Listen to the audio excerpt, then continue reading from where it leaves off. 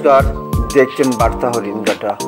আজ ছিল গোপালের নতুন ভবন অর্থাৎ পুরনো মন্দিরটাকে সংস্কার করে পুনরায় স্থাপন করার দিন। আসুন শুনে নেই কী বললেন এই পুজো কমিটির একজন মানিক রায় অর্থাৎ মানিক দা। নমস্কার, দেখছেন বার্তা হরিণঘাটা। আমি গৌর ঘোষ। এই মুহূর্তে পৌঁছে গেছি বিরোহী গোপাল মন্দির প্রাঙ্গণ। আজকে নতুন রূপে সুসজ্জিতভাবে নতুন মন্দিরে মানে পুরনো মন্দিরকে ভেঙে নতুন জায়গায় আনা হলো। আজকে এই গোপালকে অর্থাৎ যুগল মূর্তি রাধাকৃষ্ণের মূর্তিকে আনা হয়েছে। আমরা পেয়েছি একজন বিরোহীর বিশিষ্ট ব্যক্তি। আসুন শুনে নিই আজকে ছোট্ট কিছু কাহিনী এই গোপাল মন্দির সম্বন্ধে। আজকে আমরা এই গোপাল মন্দিরে পৌঁছে গেছি, আপনাকে পেলাম, একটু যদি দু এক কথা আমাদের শোনান তাহলে খুব ভালো হয়। আমার নাম মানিক রায়, আমার বাড়ি বিরোহী রায়পাড়ায়। এই মন্দির স্থাপিত হয়েছিল 1760 সালে। কৃষ্ণচন্দ্র মহারাজ তিনি এখানে একটা পেয়েছিলেন, একটা স্বপ্নাদেশ পেয়েছিলেন। সেই স্বপ্নাদেশের মাধ্যমে তিনি এখানে একটা মন্দির তৈরি করেন। আমি জিস্ট বলছি, কারণ আমার সময় কম, বলতে বেশি বলা দরকার। মোটামুটি যেভাবে বলেছে আমি সেভাবেই বলছি। তা তিনি স্বপ্নাদেশে এই মন্দির স্থাপন করেন এবং তার নির্দেশ ছিল এই মন্দিরটা পুরোই বৈষ্ণব হতে হবে, পুরোই তাকে পুজো করবে এবং সেই সঙ্গে যিনি রান্নার কাজ করবেন তিনিও কিন্তু ব্রাহ্মণ হওয়া দরকার এবং নিরামিষে হওয়া দরকার। সেইভাবে আমরা এটাকে চালিয়ে আসছি। তো আমরা মাঝে একটা ঘটনা ঘটেছিল, কোনো এক কারণে এখান থেকে রাজামশাই কৃষ্ণগঞ্জ মহারাজা তিনি মন্দির বিগ্রহটায় নিয়ে চলে গেছিলেন কৃষ্ণগঞ্জে। প্রায় 35 থেকে 40 বছর পর আমরা অনেক আবেদন নিবেদন করার পর আমরা এই মন্দিরটা নিয়ে এসেছি। কন্ডিশন প্রতি 12 দিনে আমাকে পৌঁছে দিতে হবে বিগ্রহকে কৃষ্ণগড়ে রাজবাড়িতে, এবং ওনার যে নির্দেশ সেদিকে আমরা নিয়ে আসবো। এটা আমাদের সিস্টেম। সেই সিস্টেমে আমরা এখানে একটা কমিটি গঠন করেছি। একটা উপদেশ মণ্ডলী আছে আর একটা কমিটি আছে। সেই কমিটির মাধ্যমে আজকে আমরা এই পুজোটাকে, এই মন্দিরটাকে আমরা পরিচালনা করি। এই মন্দিরটা ছিল একটু ভগ্ন অবস্থায় ছিল। সেই ভগ্ন অবস্থা থেকে এখন অনেকে ধর্মপাড়া মানুষ তারা কিন্তু এই মন্দিরের জন্য তারা দান করেছেন। বিশেষ করে মনা রায়, তার উত্তরচশমা ভোজা নিবাসী, বর্তমানে সে কলকাতায় থাকেন, তার এবং আমাদের আত্মীয় হয়। তিনি বেশ কিছু টাকায় তারা তিনি এখানে ডোনেশন করেন। তাছাড়া এখানকার বিরোহী এলাকা এবং বিরোহী অঞ্চলে এবং মদনপুর থেকে আরম্ভ করে যাগুলো বিভিন্ন এলাকার মানুষ তারা স্বতঃস্ফূর্ত এখানে টাকা দান করেছেন মন্দির সংস্কার করার জন্য। এই মন্দিরটা এই জন্য আমরা আজকে এই মন্দিরটা একটা সংস্কার করার সময় পাশে একটা ঘর ছিল, যেটা যিনি সেবায় ছিলেন তার সেখানে থাকার জায়গা ছিল, সেই যেটা আমরা রেখেছিলাম। আজকে সেখান থেকে এই মন্দিরে নিয়ে আসলাম। আমরা কমিটির সিদ্ধান্ত নিয়েছি এই 2রা মাঘ আমরা এখানে একটা উৎসব সহকারে বিগ্রহকে প্রতিষ্ঠা করবো গোবর দিয়ে, এবং সেই গোবর দিয়ে আজকে সেইটা দিন আজকে 2রা মাঘ, এই 1430 সাল এই 2রা মাঘে আজকে আমি প্রতিষ্ঠা করেছি। রাধাগুরু প্রতিষ্ঠা এখানে আমরা এখানে অভিষেক হলো, প্রাণ প্রতিষ্ঠা হলো, সব কিছু হলো, এবং আমরা এখানকার গ্রামের মানুষকে আমাদের সাধ্য মতো আমরা তাদেরকে ভোগ দেওয়ার ব্যবস্থা করেছি। তারা কিন্তু এখনও স্বতঃস্ফূর্তভাবে আনন্দের সহকারে তারা ভোগ খাচ্ছেন। আপনি দেখবেন যে হাজার হাজার লোক এখানে উপস্থিত, তারা এসে মনে আনন্দে স্বতঃস্ফূর্ত এখানে ভোগ তারা সেবা করছেন। এইটাই আমাদের বিরোধী এলাকার সবচেয়ে ঐতিহ্য। এছাড়া আরেকটা ঐতিহ্য আমি বলছি, বিরোহী একটা ঐতিহ্য নাম আছে, যেটা সাম্প্রদায়িক সম্প্রীতি পীঠস্থানের বিরোহিতা। এই বিরোহিতা একটা ভাইফোঁটা মেলা হয়। এই মেলায় বিভিন্ন হিন্দু মুসলমান তারা কিন্তু এই মন্দিরে আসেন। তাদের ভাইরা যখন বাইরে থাকে, এই মুসলমান ভাই বোনেরা তারা কিন্তু এখানে ফোঁটা দিয়ে যান। হিন্দু ভাই বোনেরা তারা এখানে ফোঁটা দিয়ে যান। সেই বোনেরা কিন্তু এখানে যারা মুসলমান তারা মানুষ, তারা ভাইয়ের উদ্দেশ্যে করে ফোঁটা দেন। যারা হিন্দু মানুষ তারও ভাইয়ের উদ্দেশ্যে তারা ফোঁটা দিয়ে দেন।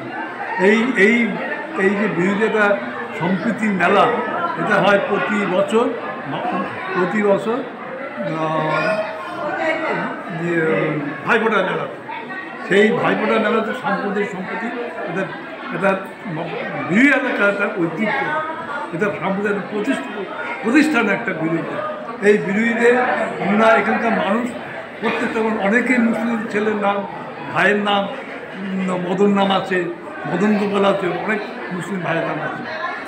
এখানে কিন্তু আমাদের এখানে কিন্তু নিজেদের মধ্যে কোনো ভেদাভেদ এখানে কোনো ভেদাভেদ এখানে নেই। আমরা কিন্তু এখানে সবাই সম্মিলিতভাবে এই মন্দির কিন্তু অনেক মুসলিম লোক এখানে সাহায্য করেছে এই আমাদের নতুন যেটা সংস্কার করেছি। তো এইভাবে আমরা চলে আসছি।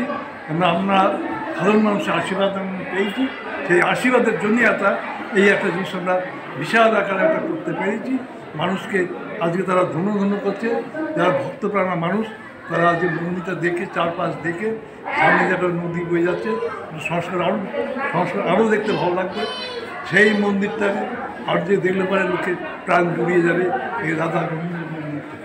আপনার প্রতি আবেদন করছি, আপনারা আসুন, দেখুন এবং এসে কিন্তু আপনাদের এরকম যেতে ইচ্ছা হবে না। এত মনে হচ্ছে যেন একটা জীবন্ত রাধা মন্দির এখানে বসে যাচ্ছে। এই বলে আমি সবাইকে নমস্কার জানিয়ে আপনাদের আশীর্বাদ নমস্কার। দেখছেন একটা প্রোগ্রাম চলছে, আপনি এসে আমায় ধাক্কা মারছেন, পড়ে যাবো তো আমি সরতে পারছি না এখান থেকে।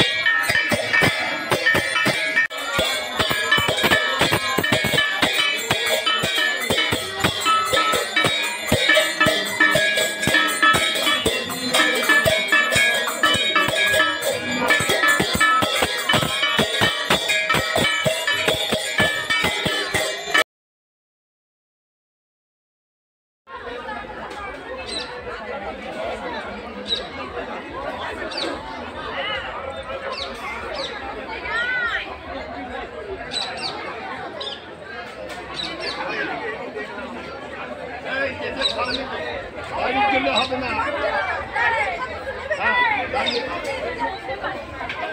দাঁড়িয়ে নিয়ে চলে যাবা, ওখানে খাওয়া না ওই দোকানে দিচ্ছে।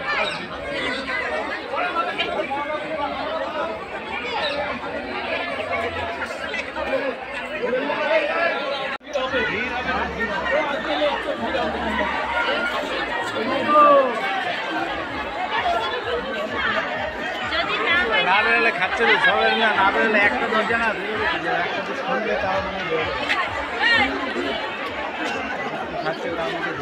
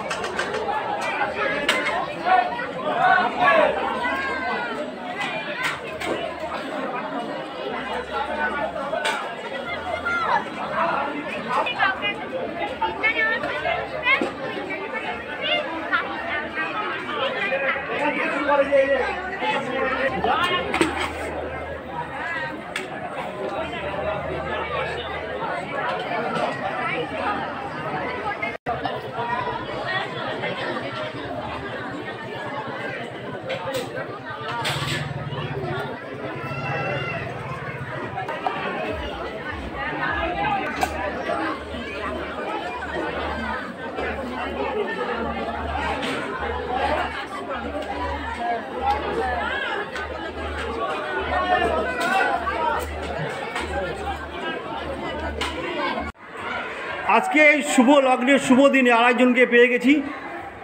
উনি খুবই গোপালের পরিচিত এবং গোপাল ভক্ত, সুদূর মদনপুর থেকে উনি আসছেন। শুনে নি ওনার থেকে কিছু আজকে মূল্যবান কথা। দিদি, আজকে এই যে গোপাল মন্দির এই যে গোপাল মন্দির আজকে প্রতিষ্ঠিত হলো এখানে, আপনি গোপাল সম্বন্ধে কতটুকু জানেন, কি জানেন? গোপাল সম্বন্ধে খুব জানি, মানে কি গোপাল তো সকলেরই প্রিয় সন্তান তুল্য মায়েদের কাছে। তো এখানে অনেক দিন, সেই 1760 সালে মন্দির প্রতিষ্ঠা করেছিলেন স্বয়ং কৃষ্ণচন্দ্র রায় রাজামহাশয়। তা সেখান থেকে আমার এখানে কোনো যাতায়াত শুরু হয়েছে 2019-20 সাল থেকে। সেখান থেকে আমি আসি, আর তারপর থেকে আমার এখানে বারবারই টান আসে। মাঝে মাঝেই আমি চলে আসি, সময় সুযোগ পেলে অন্তত মাসে একবার সেবা দেওয়ার সুযোগ হয়। আসতে পারলে ভালো লাগে, আসি, চেষ্টা করি গোপালের সেবা দিয়ে। মানে নিজেকেই তো ধন্য মনে হয় যে কিছু করতে পারা গেল, কিছু আমার মনের বাসনা পূর্ণ হলো। না, আজকে যে গোপাল মন্দির নতুনভাবে হলো, আজকে দিনটা হচ্ছে কি, এই গোপাল মন্দিরের সংস্কার কিছু দরকার ছিল। সেই মন্দিরের সংস্কারের জন্য সংস্কার কার্য সম্পন্ন হয়ে আজকের দিনে আবার নতুনভাবে ঠাকুরকে প্রতিষ্ঠা করা হলো। আর এই গর্ভগৃহেই উনি আজকে প্রতিষ্ঠার দিনে খুব খুশি মনে ভক্ত সমারোহে ওনার ভোগ প্রসাদ গ্রহণ করে মানুষজন ধন্য হলো। এই আর কি বলবো। আমি মদনপুর। আপনার নাম পরিচয়? আমি শম্পা বিশ্বাস, বড়াল বিশ্বাস, মদনপুর থেকে আসি। তো মাসে একবার আসার সুযোগ হয়, একটু দেরি হয়েও যায় কোনো সময়। যাই হোক, ভালোই লাগে, আমার খুব ভালো লাগে। আবার চিরকাল যতদিন বেঁচে থাকবো যেন আসতে পারি, এই প্রার্থনা। এই আর কি বলবো। ধন্যবাদ আপনাকে অনেক। নমস্কার।